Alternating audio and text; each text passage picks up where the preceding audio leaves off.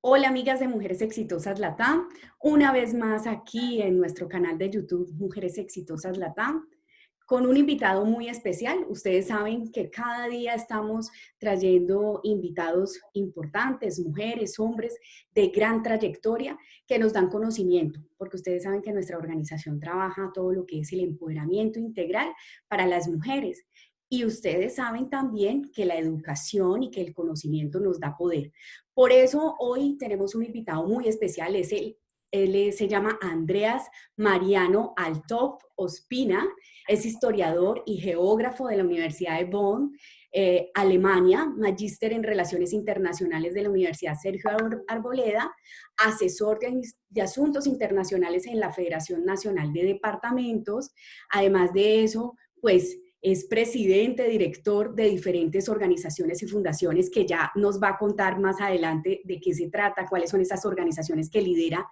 Y es un joven, muy joven, y lo tenemos el día de hoy.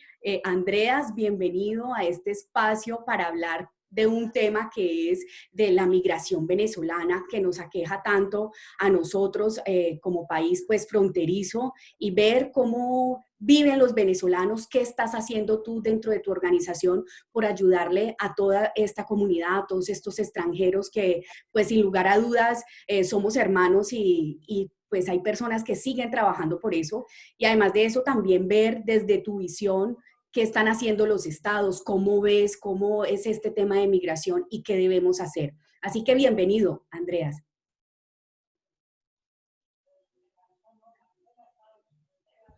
Muy buenas tardes, Paola. Y primero de todo, muchísimas gracias por la invitación de poder participar en el programa de Mujeres Exitosas Latam, que vi que estás haciendo ahí un muy gran trabajo, te estás moviendo mucho y que estás generando contenido muy útil para la comunidad que te sigue. Entonces, muchísimas gracias por poder estar aquí y compartir con ustedes la temática del día de hoy. Pues sí, Andreas. Cuéntanos un poquito, Andreas, de esas organizaciones que tú lideras. ¿Qué haces? ¿Cómo se llaman? ¿Qué trabajo vienes desempeñando? Bueno, hemos fundado recientemente, eso fue de hecho en este mes, es decir, que es un proyecto muy joven, y hemos fundado una fundación que se llama la Fundación Colombia Abierta. Las siglas son FUNCOLAB, y el objetivo de esa fundación es apoyar a la población migrante, que es bastante vulnerable, que ha llegado y que sigue llegando al territorio colombiano. Colombia ya tiene 1.7 millones de migrantes venezolanos. Han sido un poco más en marzo, antes del COVID. Ya como unos 100,000 han regresado, pero ya se observa como otra vez vuelven y regresan a Colombia. Y eso pues obviamente ha generado diferentes problemáticas sociales, tanto para comunidades colombianas, pero sobre todo también para los nuevos migrantes que apenas logran llegar a Colombia con las posibilidades limitadas que tienen. Y sí hay una crisis humanitaria gravísima para la que Colombia no ha estado preparada, y es la sociedad civil, las ONGs, las fundaciones, que ahí también se ven en la obligación de dar una mano de ayuda a las personas en necesidades básicas. Y Andreas, ¿qué te forjó, qué te impulsó a ti a hacer esto? Un joven como tú, sabemos pues que vienes también de familia política, que te corre por la sangre la política, pero más allá de eso, qué te incentivó a ti, sobre todo para trabajar con venezolanos? Pues aquí en Bogotá, donde yo vivo, sí he observado durante los últimos 2, 3 años esa crisis grandísima que tenemos en cada esquina, pues ya en vida cotidiana. Ya casi tengo más contacto con venezolanos que con colombianos, porque uno va al peluquero, el peluquero es venezolano, en la tienda son venezolanos, los conductores en los buses son venezolanos. Entonces uno ya tiene mucha cercanía por la vida cotidiana con la comunidad venezolana, y uno ve cómo ha aumentado aquí donde vivo en Bogotá, y creo que eso aplica para muchas localidades, ha aumentado bastante el número de la gente de los venezolanos que están ahí en condiciones de una pobreza extrema, mendigando, puede decir, pidiendo dinero, en frente de iglesias, supermercados, prácticamente en cada esquina. Y el gran reto que tiene Colombia en esa temática es cómo integrar a esa población, porque lo que también se ha visto es la inseguridad cómo creció, cómo hay atracos, robos, asesinatos por parte de esa población que no tiene oportunidades aún de conseguir sus empleos formales, ¿sí? Entonces ahí es donde como colombiano uno se pregunta, uy, ¿uno qué puede hacer para garantizar una convivencia pacífica en el propio entorno? Porque en las palabras del exdirector de Migración Colombia, de apellido Krüger, él mismo lo había dicho, si uno hoy no integra a los migrantes venezolanos a la vida legal, eso va a ser como una presa muy fácil para las bandas delincuenciales, para grupos guerrilleros o pandillas en las zonas urbanas. Entonces ahí uno sí se ve en la obligación moral de ayudar a los que necesitan realmente la ayuda. No, claro, y además de eso, que vemos el aumento, como tú mismo lo dices, y que no podemos separarnos de eso. O sea, ¿tú qué haces específicamente dentro de tu organización? ¿Cuál es esa labor? ¿Qué es lo que haces específicamente con los venezolanos? ¿Cómo los filtras? ¿Cómo haces para que ellos lleguen a tu organización y tú brindarles ese apoyo? Sí, eso es un trabajo de campo. Eso toca irse directamente hacia la población, directamente identificar dónde hay problemáticas. Eso puede ser en los terminales de donde llegan, puede ser en cualquier otro escenario de la calle, identificarlos y preguntar directamente cuáles son las problemáticas, si se necesitan asesorías jurídicas en ciertos casos, pero a menudo son las cosas ya muy pequeñas que ya pueden marcar una diferencia, ¿sí? Por ejemplo, darle libros de educación a los niños para que tengan algo que hacer, o brindarles algo de comida, deportes, eventos así, para dar un impacto grande con cosas pequeñas, porque eso es algo que hace bastante falta, ya que se ve un abandono bastante grande también por organismos estatales, sobre todo aquí en Bogotá, por la administración actual. Sí se ve que por el COVID también puede ser, pero no hay mucha integración de esas comunidades lastimosamente. Y ahí es donde el reto se le pone a la sociedad civil.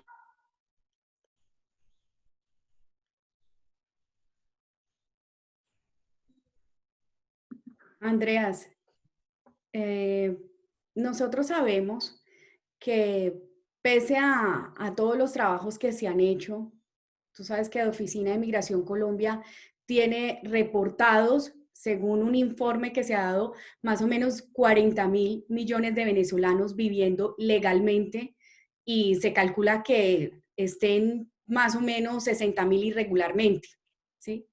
Hace poco una investigación hablaba de que el 1.8% que es el 1.8% de nuestra población. O sea, es muy alarmante, es bastante significativo esa población que está venezolana en este momento en nuestro país.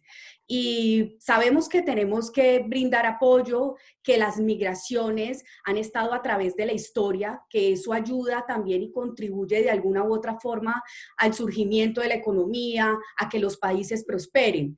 pero vemos un aumento también de esos venezolanos o de extranjeros que desafortunadamente pues algunos han sido retirados de nuestro país porque están cometiendo delitos, ¿sí? ¿Cómo estás haciendo tú o qué visión tienes tú frente a esas personas que están en este momento cometiendo esos delitos? ¿Cómo ves tú esa situación? Pues sí, primero de todo, Paula, lo que dices del cambio demográfico. Colombia llegó el año pasado, fue, o hace poco fue, y llegó a los 50 millones de habitantes. Y eso fue por la migración venezolana, que tenemos 1.7 millones de venezolanos aquí y la mayoría, poco más de 1 millón, está aquí de manera irregular. Y una mayoría aún más grande no tiene el EPEP, que es el permiso especial de permanencia, que sí permite ciertas actividades económicas. Entonces sí se ve que la mayoría de los venezolanos que están en Colombia no tienen el permiso para trabajar legalmente y de hecho los que están en la economía formal son apenas el 1% de los que están ahí. El 1% apenas está en la economía formal. Es una cifra muy preocupante. Entonces, uno ve que hay una conexión, tiene que haber una conexión entre el desempleo, faltas de oportunidades y la delincuencia, que eso es un fenómeno no solo colombiano, sino que se ve en muchos países que han tenido problemáticas con migrantes. Por ejemplo, países europeos, los mismos Estados Unidos también. Eso no es un fenómeno, digamos, único de los venezolanos, sino que se ve en cualquier sociedad que tiene que enfrentar una población muy grande de venezolanos y más aún en el caso colombiano, tratándose de un país que nunca había estado preparado para esas crisis migratorias. Es la primera vez en la historia de Colombia que hay que enfrentar una ola de migración de ese tamaño dramático. Y no solo eso, sino que ahora con el tema de la pandemia, pues se han venido también dando un aumento, porque vimos que se estaban dando políticas para que pudieran volver a su país los venezolanos y se hicieron grandísimos avances y apuestas para que ellos regresaran a su país, pero nuevamente están ingresando a nuestro país, ¿sí? Otra vez están regresando pues, por las fronteras. Yo quisiera que tú nos dijeras un poco que estás en esa primera línea, que estás trabajando con venezolanos, que sabes lo que sucede alrededor. ¿Cómo ves tú las actuales políticas de migración? Desde si son eficientes esas políticas de migración desde Venezuela a Colombia.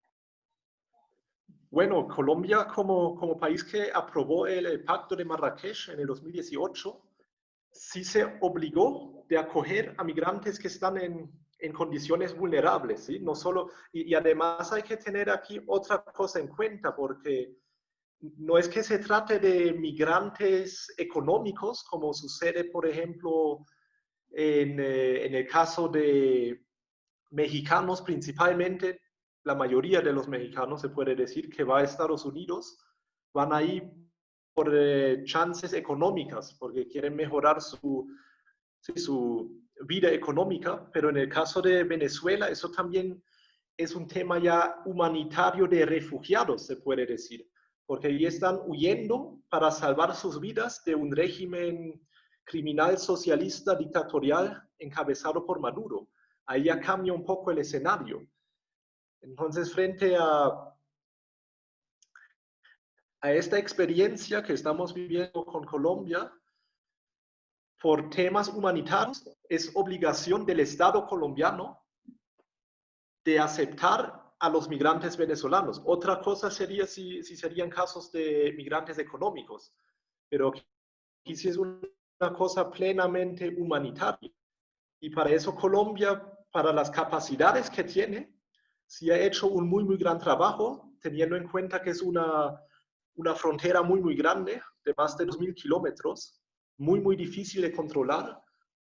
Ahora uno podría decir Colombia tiene que cerrar la frontera, pero igual entrarían, consiguen la forma de entrar porque es una cosa de sobrevivir. No es como en el caso de Alemania, que es una frontera, digamos la de Austria, que es la más grande que tiene Alemania, por ahí de unos 700 kilómetros.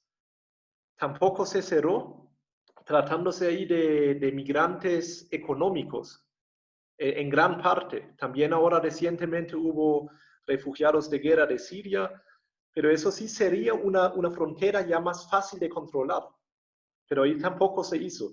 Entonces Colombia, como país en vías de desarrollo, se puede decir, a pesar de que estamos recientemente también en la OCDE, sí hizo un muy, muy gran esfuerzo y eso sí se reconoció internacionalmente por varias partes. Se felicitó a Colombia por el esfuerzo que hizo en aceptar a esa gran cantidad de migrantes venezolanos. Ahora seguramente también por ejemplo, el registro, para que se registren bien a los que entran al país, que es un tema tecnológico y en eso ya se está avanzando mucho por parte de la Gerencia de Fronteras y Inmigración Colombia también, juntos con la Cancillería y desde la APC Colombia también se tratan de gestionar recursos internacionales para poder atender esa crisis migratoria que pues por el momento no se ve que se va a aliviar pronto, sino más bien lo contrario, puede sí, empeorarse mucho en términos de números de refugiados. Pueden llegar muchos más y para eso sí hay que estar muy preparado. Y en ese orden de ideas, ¿cuál crees o si estuviera en tus manos generar algún tipo de política de control migratorio desde Venezuela, cuál sería? ¿Qué piensas que sería adecuado en estos momentos, sobre todo en estos momentos de pandemia que se acrecienta muchísimo más? Ya vemos Venezuela que su déficit de salud, no solamente de salud, económicos y bueno, todo está aumentando y así mismo va a ser que los mismos venezolanos pues quieran coger otros destinos muchísimo más y pues Colombia está en esa primera línea. Pues sí, desde mi punto de vista, lo mejor o lo más efectivo para poder frenar esa ola migratoria sería acabar con el régimen actual que tiene Venezuela, porque ese es el causante, ese es el producto, el origen de toda la problemática que tiene Venezuela. Es decir, si se cambia ese régimen, sí se puede pensar otra vez en una Venezuela próspera, como lo ha sido en décadas anteriores, que fue uno de los países, de hecho, entre los PIBs más mayores per cápita a nivel mundial. Estaba en el top 10 y en Latinoamérica fue hasta el primero. Pero hoy en día Venezuela es un estado completamente inviable y es lógico que se producen esas olas de migración porque ya a nivel mundial son 5 millones de venezolanos que han salido del país. Pero ahora pues teniendo en cuenta la realidad de que sigue ese régimen de Maduro, ahí sí tocaría por parte del Estado colombiano, y eso no es fácil de hacer, eso es algo que involucra muchos recursos humanos y financieros, pero generar mayores controles en la zona fronteriza, hacer más puestos de control, movilizar más agentes del Estado, bien puede ser la policía, el ejército, que hagan un bien control, y al venezolano criminal que se coge en Colombia, no se debe exportar de una vez porque fácilmente regresan, sino sí se debe asegurar que cumplen sus penas aquí en territorio colombiano. Y hablando de eso, de cómo exportar, perdón, cómo enviar a los inmigrantes, a estos venezolanos que están cometiendo delitos, que están cometiendo, pues que no están cumpliendo con las leyes, tú dices algo muy importante. Y eso importante es que cómo nosotros como país también podemos aplicar esas políticas públicas, unas políticas para que sea más riguroso. Hace unos años, cuando estaban las elecciones de Hugo Chávez, no sé si tú llegaste a escucharlo, pero eso era a voz popular, todo el mundo lo sabía. Muchos colombianos obtuvieron su nacionalidad porque en las campañas que se hacían de Maduro estaban prometiéndoles a los colombianos cédulas venezolanas que hicieran su nacionalidad para que pudieran, y uno de los requisitos, votar por él en las elecciones. Los colombianos, muchos de los colombianos votaban no porque quisieran irse para Venezuela, aunque en ese momento Venezuela estaba un poco mejor que Colombia, porque ya sabes que teníamos esa crisis fuertísima, pero era más porque querían optar por tener su nacionalidad, porque a los venezolanos le daban su nacionalidad española. Y ese intercambio de favores y desafortunadamente que llevó a que muchos colombianos también contribuyeran a votar por un régimen como el de Maduro. Frente a esa situación, que vemos que ahorita más colombianos se están regularizando, perdón, más venezolanos se están regularizando, que están obteniendo su cédula, personas que de pronto no tienen ese conocimiento de la democracia, que no tienen el conocimiento de lo que estamos viviendo.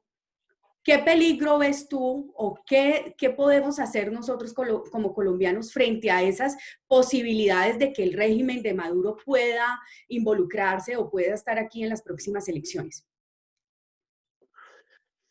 Bueno, ese tema es bastante delicado, Paula. Ahí de hecho hay un libro de una politóloga estadounidense que se llama Kelly Greenhill y el libro de ella se llama Migration as a Weapon, Migración como un arma.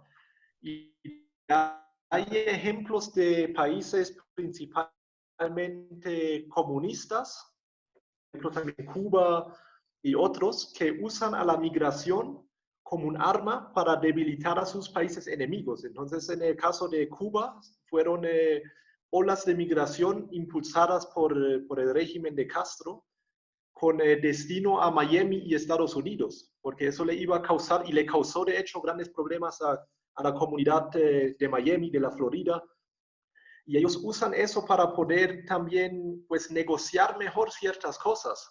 Y en el caso ahora de Colombia, de Venezuela, también se puede analizarlo de esa manera, porque a Maduro le conviene bastante aliviarse de las personas en su país de las que él mismo ya no puede alimentar, ya no los puede alimentar.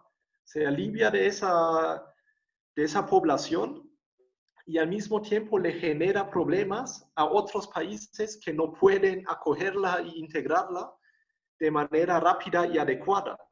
Y eso es lo que se está viendo aquí en Colombia. A Colombia no le conviene esa gran ola de migración. Le ha puesto muchos problemas a Colombia. Pero a Maduro y a Venezuela bastante les ha convenido.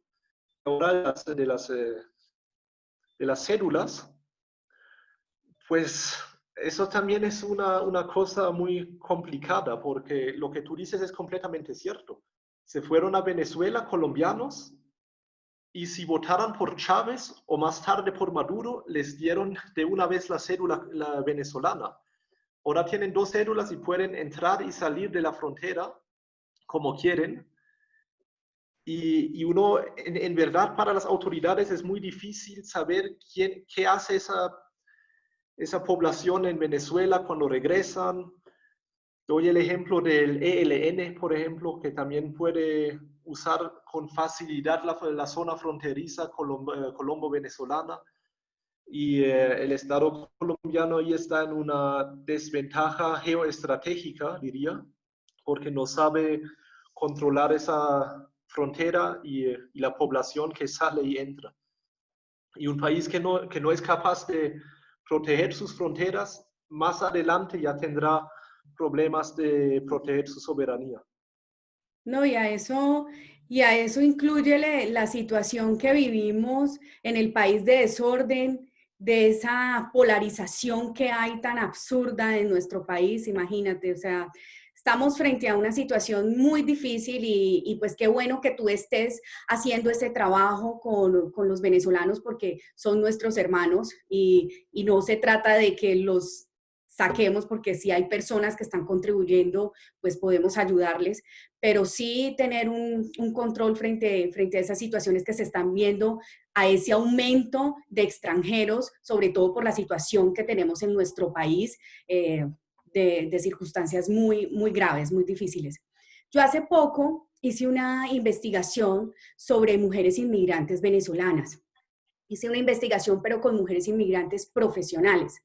Y cuando realicé esa investigación, yo empecé a revisar si había una caracterización frente a esas mujeres profesionales, ¿sí? ¿Qué caracterización había? Si tenía. Y desafortunadamente, Andreas, no hay una caracterización rigurosa frente a que sepamos cuántos inmigrantes, cuántos extranjeros hay en nuestro país, qué profesiones tienen. Pues tanto así que en este momento tampoco sabemos a ciencia cierta cuántos son esos inmigrantes que hay en el país. Tú, desde tu posición, desde lo que has hecho, desde tu trabajo, ¿qué piensas frente a esas políticas? O sea, ¿tienes otra información de la que yo te estoy dando? Porque en ese momento no había caracterización, era muy difícil poder identificar. No sé si tú tienes alguna otra información y cómo, aquí va otra pregunta que a mí me interesa muchísimo, es cómo es la situación de las mujeres frente a, sobre todo, profesionales que están llegando a nuestro país. ¿Con qué has identificado tú?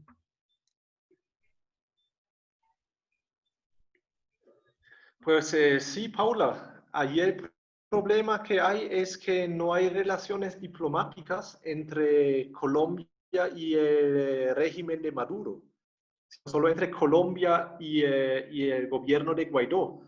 Y eso dificulta mucho los procesos como, por ejemplo, homologación de títulos, pasaportes, porque los consulados venezolanos que aún están en Colombia, pues no cooperan, ¿sí? No cooperan en estos temas y eso le pone muchas dificultades a las poblaciones venezolanas aquí. Por eso también mucho de la irregularidad, entonces no pueden demostrar la experiencia laboral que tienen, por eso no las contratan y ese es un problema muy grande. Y con respecto a las mujeres venezolanas en Colombia, pues pienso que el que más problemas tienen, porque muchos vienen con hijos, sin padre, solo con el hijo, tienen que alimentar además a los hijos, a los bebés que tienen, no, no les dan muchas veces el trabajo que hay, muchas se ven pues prácticamente obligadas a entrar en el mundo de la prostitución, por ejemplo, eso ahí está pues también muy difícil con prostitución venezolana, otras ciudades. Y ahí es otro reto grandísimo para la sociedad colombiana. Y pienso que deberían hacer quizás unas políticas especiales para atender esta problemática de las mujeres venezolanas y de los niños venezolanos, que en algunos casos no tienen nacionalidad o pasaporte venezolano. Y ahí ya el presidente actual de Colombia el año pasado hizo un decreto para que por lo menos se le puedan dar el pasaporte o la nacionalidad colombiana a ciertos números de niños venezolanos que no estaban, que estaban apátridas, ¿no? Sin ninguna nacionalidad. Sin lugar a dudas, hay un trabajo muy impresionante por hacer. Sin lugar a dudas, hay que trabajar muchísimo frente a estas políticas que se están dando, sobre todo en tema de mujeres, que somos las que estamos en esa primera línea de afectación, que nos afectamos porque, como tú lo dices, muchas de ellas están siendo víctimas de trata, de prostitución, no tienen oportunidades y en la mayoría son mujeres profesionales que se está perdiendo un gran capital humano, sobre todo económico, para Venezuela y para Colombia. Entonces, qué difícil esta situación que estamos viviendo, pero qué bueno también que tú estés haciendo ese trabajo. ¿No?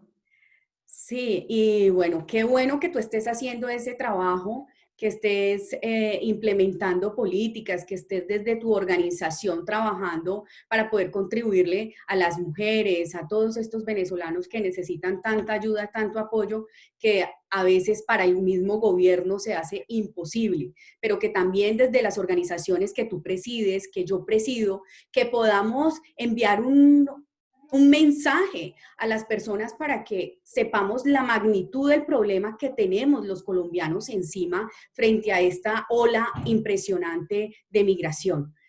Pues, Andreas, quisiera que les contaras un poco a las personas que nos estás escuchando ya para ir terminando, específicamente cómo puede una persona, un venezolano, acceder a tu organización.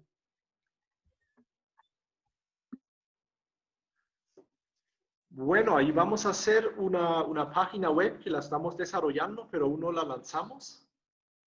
Y vamos a tener también redes sociales, ya estamos en Twitter presentes ahí, bajo @Colombia Abierta. Y sí, por redes sociales por el momento. Y ojalá también muy pronto por una página web oficial. Pues muy bueno, Andreas, que estés haciendo esta iniciativa, que podamos apoyar a muchísimas más personas. Gracias por toda la información que nos diste el día de hoy. Yo no me puedo ir sin antes hacerte una pregunta que le hacemos a todas las personas que nos acompañan y quisiera preguntarte para ti, ¿qué es un hombre exitoso?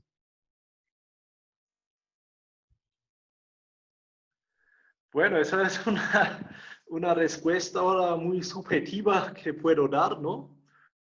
Porque puede ser hombres que se consideran exitosos por otros, sí, por otras cosas y otros hombres pues que ven otras cosas más relevantes para considerarse exitosos, pero bueno, si uno habla desde el punto de vista familiar, un hombre exitoso puede ser un padre de familia que tiene sí, su familia bien, con hogar, no les falta comida, tiene las necesidades básicas. Desde mi punto de vista, pues ya se puede considerar un hombre exitoso sin necesidad de que sea millonario, multimillonario, pues ya con satisfacer las necesidades básicas para su familia, pienso que ya se puede decir que se trata de un hombre exitoso. Entonces, en ese sentido, digamos, para mí, ¿no? Es solo mi opinión, mi punto de vista. Digamos, el multimillonario o digamos Donald Trump puede ser un hombre exitoso porque es capaz de satisfacer esas necesidades, pero lo mismo se puede decir de una persona con un trabajo menos numerado que también es capaz de hacer feliz a su familia. Así es. Tenemos una reflexión frente a lo que es ser exitoso. Y siempre digo que el ser exitoso es irse a dormir tranquilo, tener la tranquilidad de poder dormir tranquilo sin haber hecho el mal a nadie y en mi caso, pues llevar un legado. Y mi legado es el de educación, el de empoderamiento para las mujeres, de que las diferentes organizaciones y sectores nos podamos unir en pro de la defensa de los derechos humanos que nos corresponden y nos competen a todos y que es nuestro legado en esta tierra. Así que, Andreas, te agradezco por la oportunidad de hablar contigo sobre un tema que nos aqueja tanto, que es tan sensible, pero que hoy lo abordaste de la mejor forma. Y te pido que te despidas de las mujeres exitosas Latam y de todas las personas que nos están viendo en este momento. Nuevamente, muchísimas gracias, Paula, por participar, por la invitación y un saludo muy, muy grande a toda la comunidad de las mujeres exitosas Latam y espero pues que no sea la última vez que pudiese haberlos acompañado en el programa.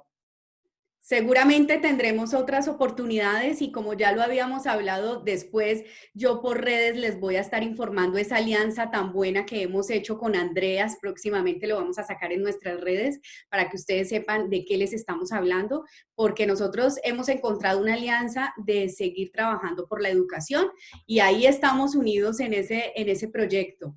Así que a ustedes y a Andreas, muchísimas gracias y nos vemos en una próxima oportunidad. No se olviden de seguirnos en nuestras redes sociales, Mujeres Exitosas Latam en Instagram, en Facebook. Recuerden que si ustedes necesitan apoyo, cuentan con nosotros como organización y nos vemos pronto para que trabajemos un próximo tema y si tienen algún comentario, no se olviden de dejarlo aquí en nuestro canal para que podamos pues resolverlo. Muchísimas gracias y hasta luego.